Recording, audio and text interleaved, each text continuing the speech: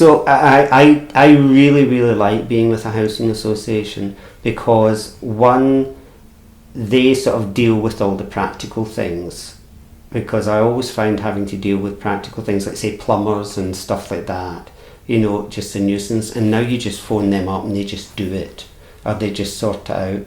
And even if they don't sort it out, it's supposed to be their responsibility. You're not responsible. So I think I quite like that. I quite like the safety of it. There's also the fact that I have a secure tenancy, whereas before it was always in the back of your mind that you would be moving because it was a transient thing, and you would have to find somewhere else, and that was always difficult. And where would you end up, and how much would it cost? And you would go and look at flats and just be absolutely horrible.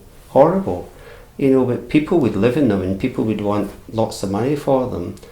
And you would then maybe have to find somebody else to live with, and it would be whoever was available, So a housing association is great, I think, because they have the responsibility, and then even if they don't do it, you can pull them up about it and say, this is your responsibility, can you fix this please? Sort of stuff.